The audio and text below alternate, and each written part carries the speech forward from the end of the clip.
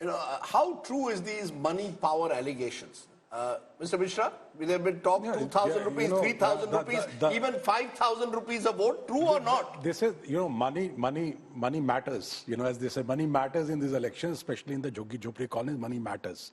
And monies are, and if you recall, Arvind Kejriwal at the beginning of his career was to say कि आप कांग्रेस के पैसे लो, लेकिन vote आप आम आदमी को दो.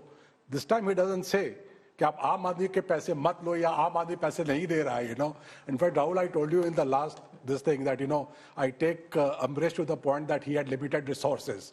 He had a lot of resources to distribute in these elections. And, as they said that... In comparison to the BJP?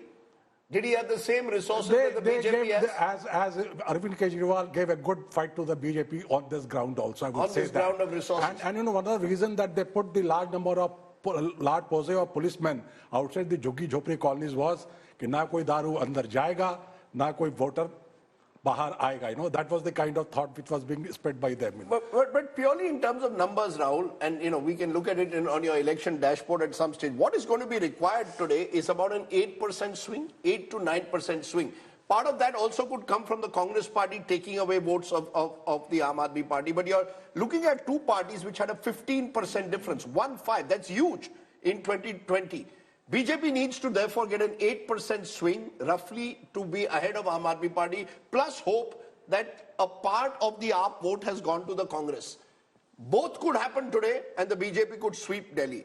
Or you could have something that's not happened in Delhi in a long time, which is a kate ki takkar. These are, as I see, two possibilities. So let's look at scenarios. What we'll do is we'll take our viewers through three scenarios. 2013, that's right. So you've got three scenarios we'll look at, which will give you a sense of how Delhi can potentially vote. So I'll take you through scenario number one. Scenario number one really has the Aam Aadmi Party finding a way of scraping through. Remember, even the AAP's staunchest supporters don't think that this is going to be a 2020-like election or 2015-like election where they won more than 60 seats. Even Kejriwal doesn't think that.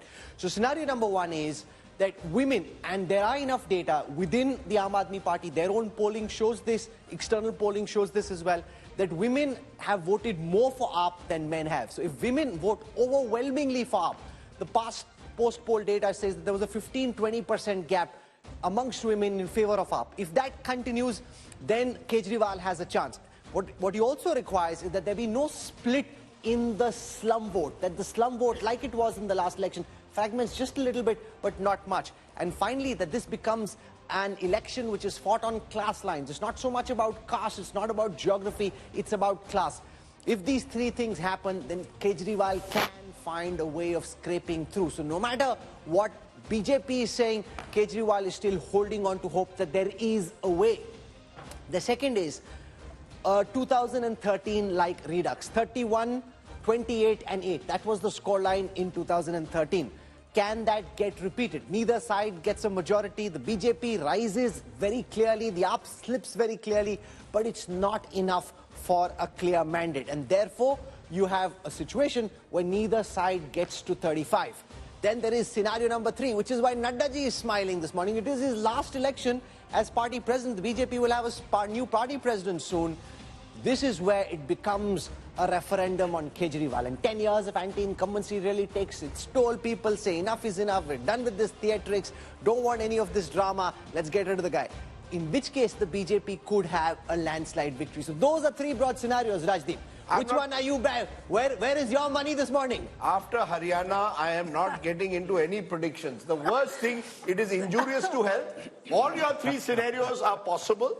Obviously, the exit pollsters have gone for scenario 3, a majority of them.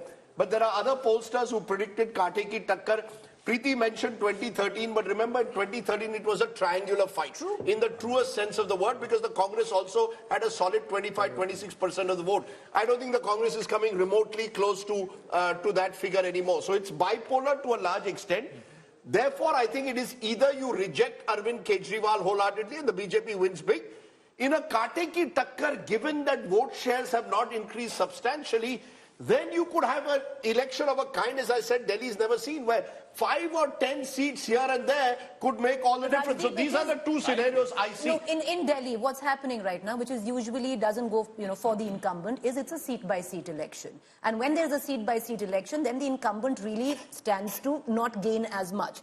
What will happen, even if Aam Aadmi Party wins right now? 2015, 2020. Arvind Kejriwal could have come out saying, all of you have won because of me. Because that actually happened, both in 2015 and 2020.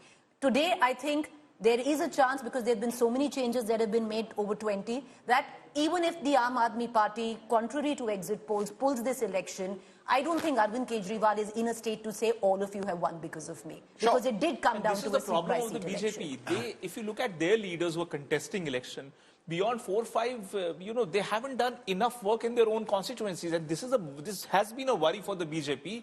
They would not want it to be a seat-by-seat election. In several seats, this is why the other leaders which were deployed in these constituencies took the center stage. They're like, we will manage. BJP doesn't have a state-level leader. It has constituency-level leaders. It has a central leadership.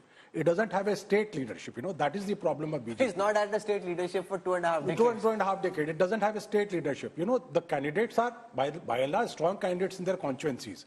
You see, Ramesh Biduri is Pravesh Sharma. I'll never forget, since you all are all probably, you all are all Gen Z. No, They are all Gen Z or No, millennials. Mr. Mishra is not. I came to Delhi in this city in 1994. One of the first politicians I met was Madan Lal Khurana. Fascinating character. Very exuberant character. Fascinating character. Took me to a restaurant in Connaught Place. As chief, he had become chief. Embassy.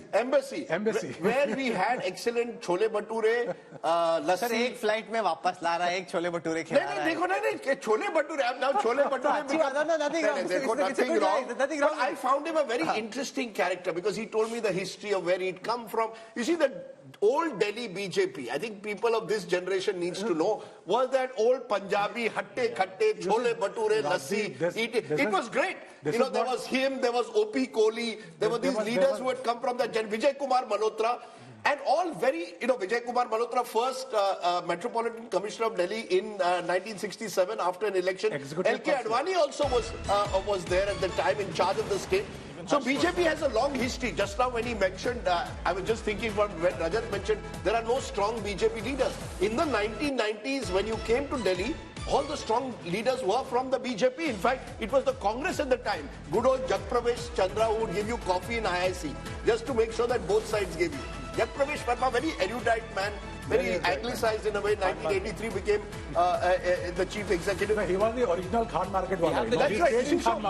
So you had BJP. The first set of leads are here, I think. First set of leads are here. I will not. I am again once bitten, 20 times shy. You're going to have to show me at 9 a.m. what the leads are. Otherwise, I'm going to be very careful of what I say. This is also part of truth. If not I'll tell you the problem. This is also part of truth and important one. Even at the outset, for a split second, you should give the BJP has started. No, BJP ki boni ho gayi. My worry is, I will say something at 8:15. I'm saying whatever. Rajat, let me tell you the problem. No, 1 minute. Gave it to BJP. No, the general problem is, and I will say something, Rahul will ask me a question, I will say something saying, BJP is sweeping. 2 hours later, if things have changed, that little clip will be taken out by the Aam Aadmi Party. You've taken a long break, Rajdeep. Now you can be confident. You have all the troll industry that was around you has now gotten quiet. So no, not. They're waiting. They've been waiting. So they've been waiting for far too long now. It's been, say, 7-8 months now. So I'm worried that all those sound bites will be played out. So I'm going to be very cautious. But yes, the BJP has taken the early lead. And that is good news for the BJP. I was only giving the 1990s as an example that BJP was in that period this Punjabi party of Delhi, and Delhi was a very Punjabi city. It's not that anymore. That's the big difference. This is now much more cosmopolitan. What I wanted to add was the contrast between father and son, Pravesh Verma is very, very different from what Sahab Singh ji was, Right. Sahab Singh ji was, real, hardy, gaon wala, and you but librarian. And librarian in Bhagat Singh College, studied at AMU, Aligarh Muslim University, studied at AMU. And, if you went to meet him, and if he was going to have his saag and roti, he would drag you to his room and have saag roti. This, I think, present-day politicians in Delhi, nobody is going to offer you a saag roti in his chamber, That's for sure. Delhi has changed for that good, O.P. Kohli, you know, the most towering of the BJP leaders. Always, all his life he moved on his scooter. His last innings was as governor of Gujarat with Narendra Modi's Gujarat. You know, that kind of respect that man carried. Delhi University teachers took his classes and also did his politics, you know.